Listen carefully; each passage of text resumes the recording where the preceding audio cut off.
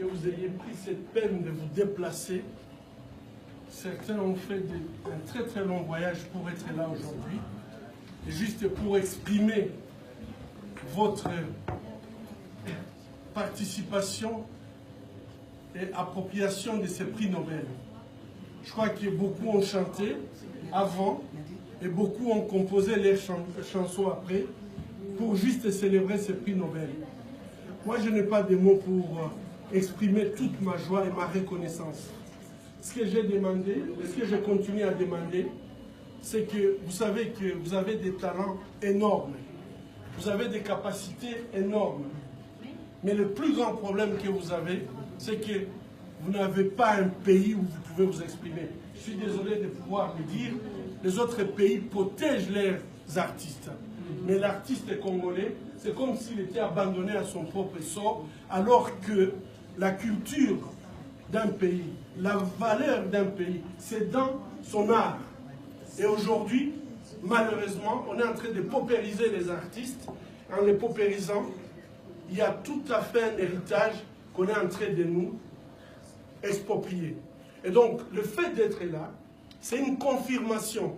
Vous n'êtes pas venu ici, pourquoi que ce soit. Vous êtes venu, puisque tout simplement, en vous, vous sentez, dans vos veines coule le sang congolais, et vous voulez l'exprimer par l'art que vous faites. Donc, je vous remercie infiniment. Je n'ai pas de mots pour exprimer la joie que j'ai. Beaucoup parmi vous ici ont été même jusqu'à aller me voir à Panzi pour soutenir les femmes victimes de violences sexuelles. Vous ne pouvez pas réaliser à quel point votre soutien apporte un soulagement pour ces femmes. Savoir tout simplement, je suis désolé, je cite Fali, puisque lui, il était arrivé à Panzi. Il a dansé avec les femmes à Panzi. Et quand je suis revenu, malheureusement, je n'étais pas là, les témoignages que les femmes m'ont donnés, c'était pour dire, nous comptons aussi. Fali Ipupa était ici. Vous comprenez très bien à quel point nous pouvons faire une très grande différence par ce que nous savons faire, en nous exprimant par ce que nous avons fait, nous savons faire. Donc, je vous dis tous, merci beaucoup. Et vraiment, votre geste me va droit au cœur. Et j'espère que là, nous sommes tout simplement à un début de quelque chose. Mais cette chose-là, j'espère que ça va aboutir, et je pèse mes mots, à ce que le peuple congolais puisse retrouver sa dignité. Vous ne pouvez pas vous imaginer combien ça me fait mal quand je vois à quel point nous sommes humiliés, méprisés, alors que nous avons tout pour être un peuple respecté. Nous avons tout pour que nous puissions aider les autres au lieu que ce soit les autres qui nous aident. Mais aujourd'hui, nous sommes dans une situation de paupérisation à tel point que même ceux qui ont de moyens, et permettez-moi de pouvoir le dire, cette culture de paupérisation fait que celui qui a 10 $, il se bat tous les jours pour avoir encore $1 pour manger. Ça, on peut comprendre. Mais quelqu'un qui a 1 million, il se bat pour avoir 10 millions.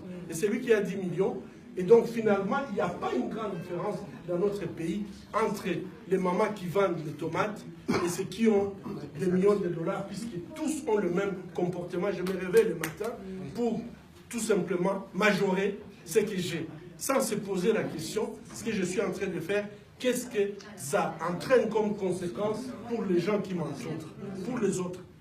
Et moi, j'ai toujours dit, la richesse, ce n'est pas les billets des banques. La richesse, c'est cette capacité de pouvoir partager avec les autres, et pas partager avec des gens qui ne font rien, mais la capacité de pouvoir donner aux autres le travail, la capacité de pouvoir donner aux autres. Si vous avez une qualité, vous avez une capacité, c'est créer la possibilité que ceux qui vous entourent puissent aussi gagner par ce que vous êtes en train de faire. Mais qu'est-ce qu'on voit au Congo? En fait, c'est la course à l'enrichissement illicite, et c'est devenu une seconde nature.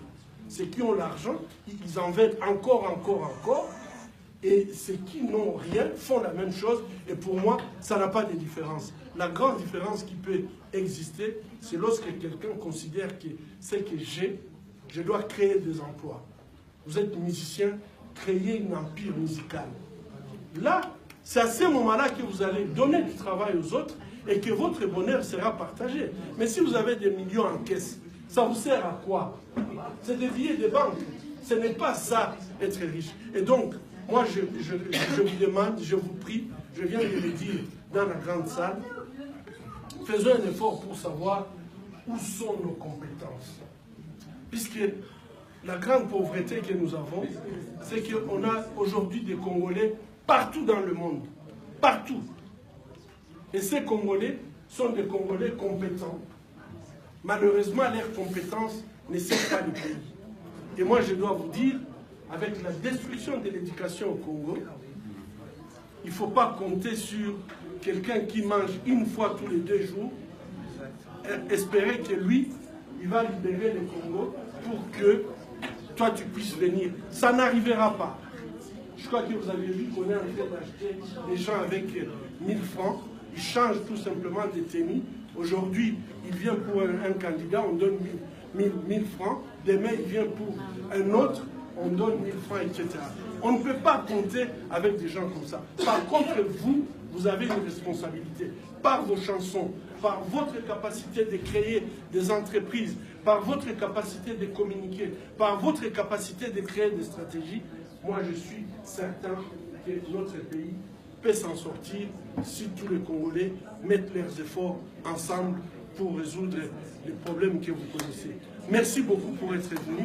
Merci beaucoup pour